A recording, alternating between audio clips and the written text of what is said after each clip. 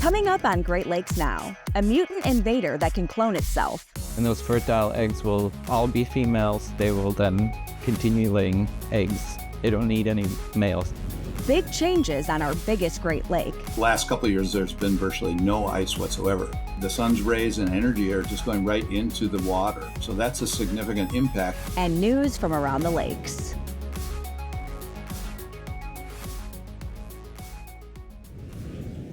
This program is brought to you by the Fred A. and Barbara M. Erb Family Foundation, the Charles Stewart Mott Foundation, Richard C. Devereaux Foundation for Energy and Environmental Programs at Detroit PBS, Polk Family Fund, DTE Foundation, and contributions to your PBS station from viewers like you. Thank you. Hi, I'm Anna Seisling. Welcome to Great Lakes Now. The lakes are now home to more than 180 non-Indigenous species, many native to rivers, lakes, and seas around the world. But one recent arrival has a different origin story. From Burlington, Ontario, TVO field reporter Jay Jaganathan brings us the story. A creature that sheds its skin, lays 500 eggs at a time, and can clone itself. Meet the marbled crayfish. They may not look scary, but these little crustaceans have wildlife experts in Ontario on high alert. They're a big problem in Europe. They're spread all over. They're even in Israel and in Madagascar as well, in Africa. Meet Premick Hammer. He's Ontario's leading expert on crayfish and dedicated over 40 years to researching them. In fact, he's known as Dr. Crayfish. A marbled crayfish is a crayfish that originated in the pet trade, actually, in Germany. We think around the late 90s, we're not quite sure. There was a mutation, and this crayfish became parthenogenic, which means asexual, which means that it's all females, and those females are all fertile. So they'll lay fertile eggs, and those fertile eggs will all be females, and they will then continue laying eggs. They don't need any males. Marbled crayfish range 10 to 12 centimeters in length, around 4 to 5 inches, and they look a lot like many of Ontario's native crayfish species. One big difference between the crayfish that you see in our streams here and them is the marbled pattern. So they have this really characteristic marbled pattern on the side of the carapace and on top and even on the tail. But also their claws are proportionately smaller to the body. They have quite kind of dainty, longish claws. As of 2022, marbled crayfish are listed as a prohibited species under Ontario's Invasive Species Act. This means they cannot be bought, sold, traded, or kept in a home aquarium. However, according to the Invading Species Awareness Program, that's still happening. It was a very popular species in the aquarium trade, primarily due to the way that it reproduces. And so you had it in the aquarium trade both as a pet, but as well as food fish. Or fish food, I should say. So because of the way it reproduces, you only need a few specimens, they reproduce, they create offspring, so you have a continuous supply of crayfishes to feed to your pet fishes, let's say. Brooke Schreier is the assistant coordinator for Ontario's Invading Species Awareness Program. For over 30 years, the program has acted as a frontline defense against invasive species in Ontario. So we're an education program that was started in 1992 as a partnership program between the Ontario Ministry of Natural Resources and Forestry and the Ontario Federation of Anglers and Hunters. So back in the early 90s, we had the introduction of the invasive zebra mussel to Lake St. Clair. And at that point, the government said, we need to address this. We need to raise awareness in the province to try to mitigate its spread. From zebra mussels to newer threats like the marbled crayfish, the group's work is needed more than ever. Ontario is actually the most heavily invaded province out of any province in Canada, and that's primarily as a result of our history and the fact that we have the Great Lakes right there. So shipping was a big culprit for introducing invasive species, especially via the St. Lawrence. In Ontario today, we have about 445 invasive terrestrial species. That includes bugs, plants, pathogens, and most recently, wild pigs. Wild pigs is a catch-all term that refers to escaped domestic pigs as well as wild boars, which were brought from Europe in the late 1980s to diversify Canada's livestock production. Recently, wild pigs have been causing havoc in Canada's prairie provinces. But luckily, there are no established populations in Ontario, at least for now. If that changes, Brooke's team is sure to spot them. They receive a trail camera, a Spy Point trail camera. They receive all the necessary things. Every year we have 50 volunteers who sign up, who receive kits, which then they deploy. They bait a location. We tell them what to look for in determining a site, and then they'll deploy their cameras, they'll monitor those cameras, and then they'll make sure that they report any potential sightings to us. When it comes to Ontario's waterways, Brooke says there are 185 non-native species. Of those, 10% are considered invasive, meaning they have extreme impacts on the environment and economy. While the impact of marbled crayfish has not been felt yet, Hammer and Schreier are worried about the potential harm to local habitats. There'll be competition for resources. They also will eat aquatic plants, so they could, damage the ecosystem. They'll eat snails. They'll eat insects, and so if they're increased in large numbers in water bodies, they can basically cut off the bottom of the food chain. If they burrow en masse, that can lead to erosion, shoreline erosion, those types of infrastructural damages, particularly in urban environments. This is ground zero of the marbled crayfish invasion, City View Park in Burlington, Ontario. These ponds are the first places in North America where these tiny creatures were found in the wild. Back in late 2021, someone snapped a photo of a crayfish and shared it to iNaturalist, a citizen science tool in hopes of identifying it. And in this case, the individual did not know what it was, had reported the photo. It went for a few months without us finding it until Dr. Prema Hammer brought it to our attention. The following summer, I went to a World Crayfish Conference, and I brought the picture with me, and they identified it positively as a marbled crayfish. That same year, Hammer and Schreier conducted a search of the pond and set traps, but came up empty-handed. The team collected samples using environmental DNA technology to find them. We do a lot of environmental DNA in our job, where what we essentially do, just to break it down to its nuts and bolts, is collect water samples, put them through filters, then take those filters, send them to Trent University, where Chris Wilson has his eDNA lab, and he's able to process those samples to determine whether or not the DNA of that particular species is in that water. So there are limitations with eDNA, because primarily what it's telling you is presence or absence. Is that species there? But if you do get a confirmed hit of DNA, you don't necessarily know what that specimen looks like. Right. Is it a dead specimen? Is it a living specimen? Is it a bird that ate some of it and then defecated? So there's no real way of knowing, but it's still a smoke alarm, and it's telling us that we need to keep looking. Despite positive eDNA tests, it would be another summer before the team finally saw an actual crayfish. The group captured dozens of marbled crayfish at the site in the months that followed. However, wiping out these rapidly self-cloning crustaceans would need a tougher approach. Over the winter, city workers drained the ponds in an attempt to freeze out the invasive crayfish. It's believed they can survive temperatures as low as 4 degrees Celsius, but any colder and they go dormant and painlessly freeze to death. So luckily these ponds are self-contained. They're storm water ponds, so they're not connected to any stream or anything. So that's one of the good things about this whole thing. By draining the ponds down to as low as possible, we were hoping that it would freeze the mud, and the crayfish, they burrow, they make burrows, so they can make shallow burrows and escape. That's how frogs and other things also survive our winters. And so we were hoping if we lower the water, it would freeze them and they would die. The team has had good success so far, with dead crayfish carcasses littering the pond's edge to prove it, but warmer winter temperatures have been a challenge.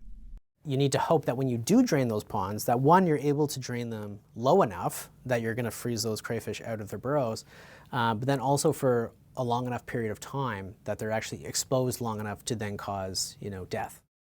It's not clear how the marbled crayfish ended up in Burlington, but it's suspected that someone illegally owned one or more and released them into the storm ponds. Wildlife officials are aware that even though they are prohibited, the crayfish are still being sold and purchased in Ontario. We're still seeing sales online, whether it's Facebook Marketplace or if it's places like Kijiji. Those are the areas where we're seeing those ads pop up. And each time we see one, what we're doing is our due diligence to make sure that we're contacting the authorities, the proper authorities, the Ministry of Natural Resources and Forestry, to inform them of these sales that are going on that are in contravention to the Invasive Species Act. The Ministry of Natural Resources and Forestry says it's taking an education-first approach and have not laid any charges so far.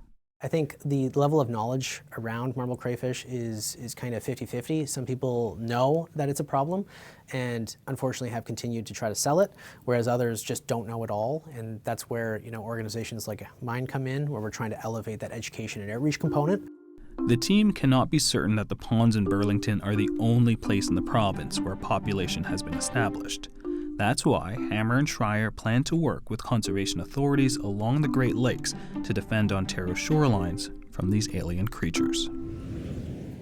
For more about invasive species in the Great Lakes and the measures being taken to deal with them, visit greatlakesnow.org. Famously frigid Lake Superior is warming quickly, and a recent documentary explores the ways that change will affect people and natural systems. When describing Lake Superior, you really can't go overboard with superlatives. It's spectacular, rugged, and powerful. Some even describe it as an inland sea. Yet despite its immense size, Lake Superior remains vulnerable. In November 2023, filmmaker John Shepard of Hamline University's Center for Global Environmental Education released a documentary about the impacts of climate change on the lake. I think the story that we were able to uncover about the warming of Lake Superior has really broad relevance. So our film, A Sea Change for Superior, the warming of the world's largest lake, examines the fact that Lake Superior, the largest lake in the world by surface area, is now among the fastest warming of the world's largest lakes.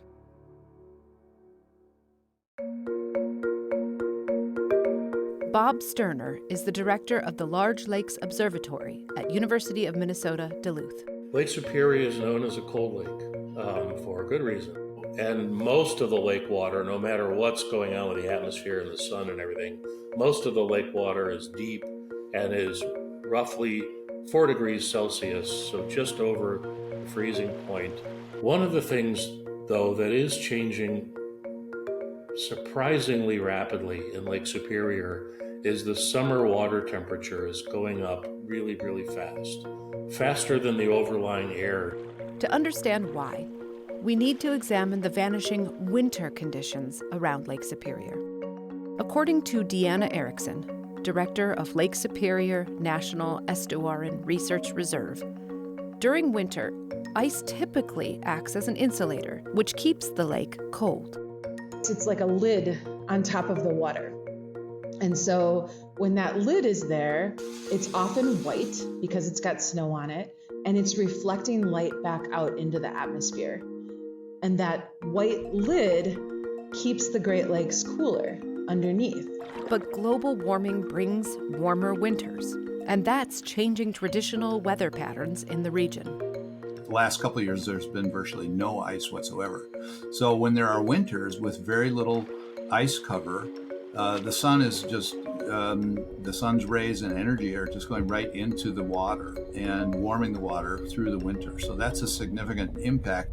To illuminate the dramatic warming of Lake Superior, Shepard's film features a record-setting open water swim by a team of 6 world-class marathon swimmers. So the day is here. How are you feeling right now? I'm super excited. The water is a great temperature. I guess I didn't get a read on it. I heard it was maybe 65 even. They swam nonstop from Split Rock Lighthouse into, which is 46 miles from Duluth. They swam from there all the way to Duluth, nonstop over about a 24-hour period. As it turned out, they were able to complete the swim, and the water, the whole time they were swimming, was never colder than 60 degrees, which is extraordinary. I also love the story of people swimming in the lake, because it really sticks a pin in the changes that we're seeing. It marks it in this very tangible human way. And I really appreciate that. While warmer water might sound appealing, it actually creates challenges on the lake. Experts worry that invasive species which flourish in warm water might become an issue. And commercial fishermen, like Stephen Dahl, who's been fishing herring in the lake for over 30 years, say the warm water creates rough currents that make their job increasingly dangerous. Cold is beautiful. Uniformly cold water out there, no trouble. The top water gets warm. It'll get up to 60, 65 degrees, and it's 39 degrees down in the bottom. So you get some really weird currents. And quite often, we see it, winds one way and currents another way.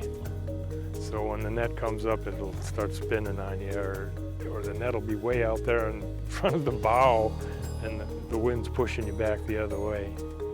And frightening sometimes.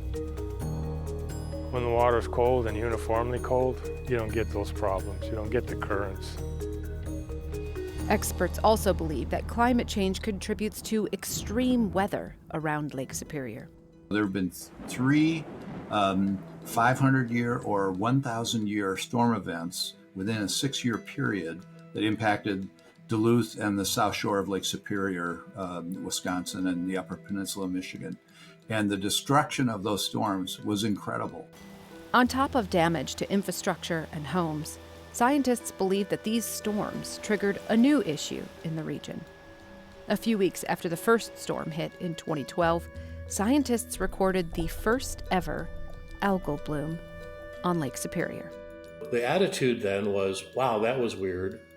Maybe it has to do with the rainstorm, and I hope we never see it again. But what has happened is we have seen these blooms again since.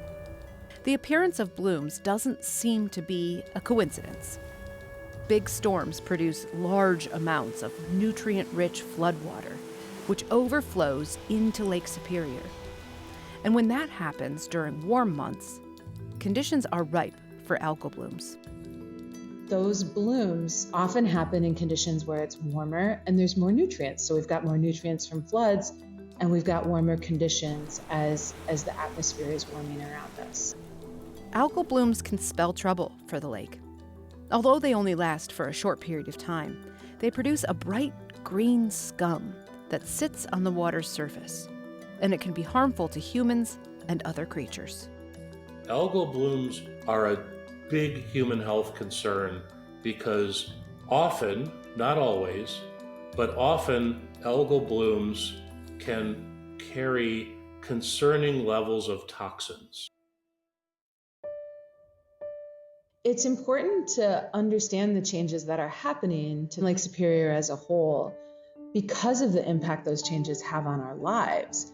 I hope when audiences see this film that they feel lucky to know about Lake Superior, that they experience a little bit of the awe and the beauty of the place and the importance of the place on a global scale, but that they also feel motivated to support researchers, scientists, institutions, natural resource professionals, and others who are really working, often on public funds, to care for these places. Because when we're doing that, we're trying to do it for all of us. And not just all of us humans, all of us living things around the Great Lakes. And we need people's support for that. Temperature is a kind of a master variable for many things. And so if we're talking about warm versus cold, that has an impact on almost everything that's going on in the lake. There's a lot more science that needs to be done here than we have available today. For more about how the Great Lakes are changing or to watch a sea change for Superior, visit greatlakesnow.org. And now it's time for The Catch, where we bring you news stories and events from around the Great Lakes. In 2023, a record number of shipwrecks were found in Wisconsin's Lake Michigan waters. Caitlin Luby covered the story for the Milwaukee Journal-Sentinel. In 2023, there were a total of 13 shipwrecks that were found on the Wisconsin side of Lake Michigan. There were some schooners, there was a fishing vessel, and even yachts. And most of the ones found in 2023 sank in the late 1800s. There are an estimated 6,000 shipwrecks in the Great Lakes. According to the Wisconsin Historical Society, 780 of those are believed to be in Wisconsin's waters, with 248 identified so far. This new record blows away the previous one set in 2016. So in 2016, 4 shipwrecks were found, and usually in a typical year, they only find 2 or 3. No one is exactly sure why 2023 was such a big year for shipwreck discoveries in Wisconsin. But Caitlin says there are a couple of theories. Shorelines of the Great Lakes are really dynamic and water levels fluctuate from year to year. Sandbars can also drift depending on whether it's a high water year or a low water year, from the record low water year in 2013 and the record high water year in 2020.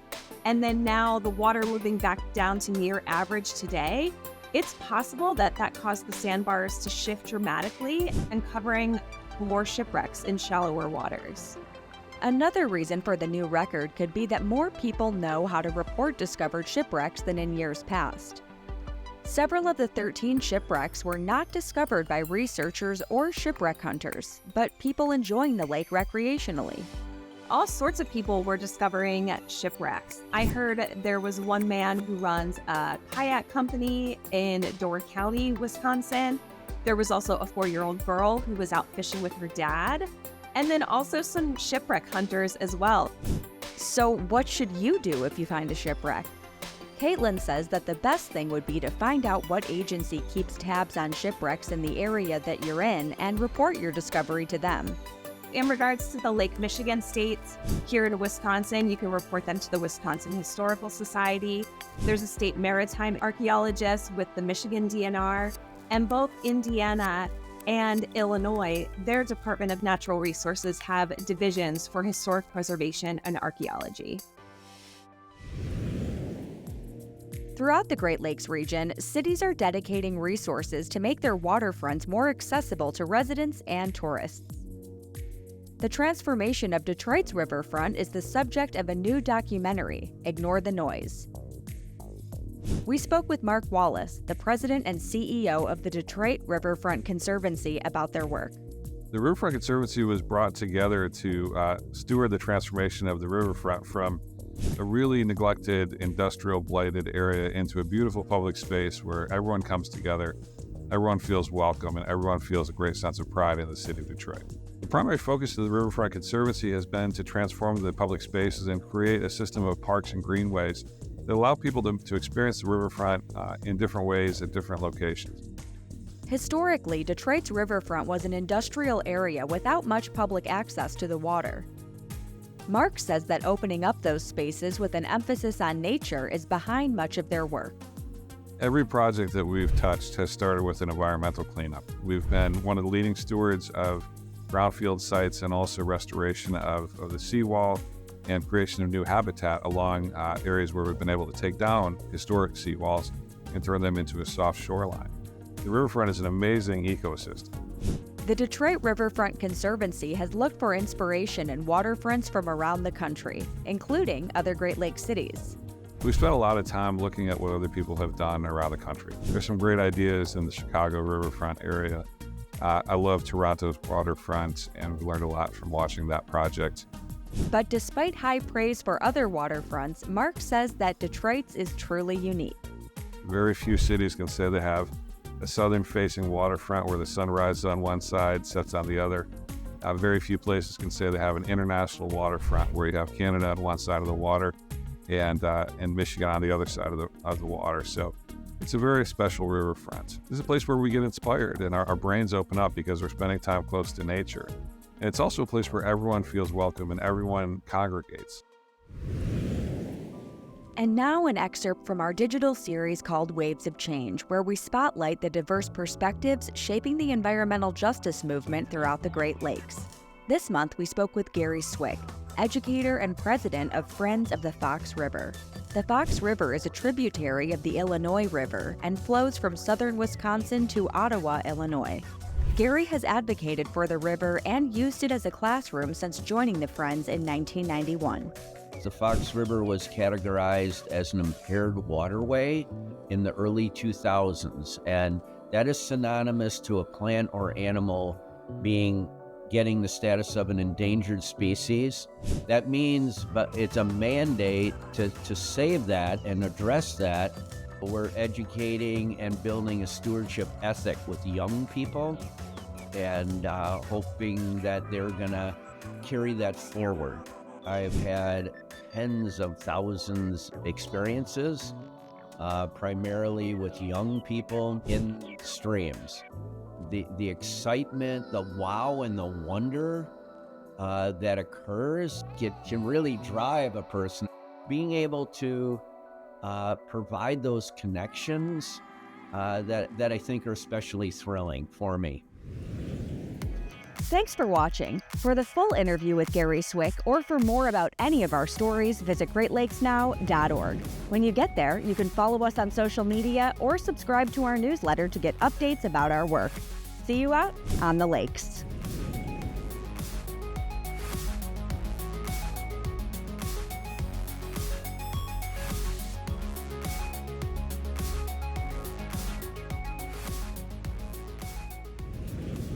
This program is brought to you by the Fred A. and Barbara M. Erb Family Foundation, the Charles Stewart Mott Foundation, Richard C. Devereaux Foundation for Energy and Environmental Programs at Detroit PBS, Polk Family Fund, DTE Foundation, and contributions to your PBS station from viewers like you.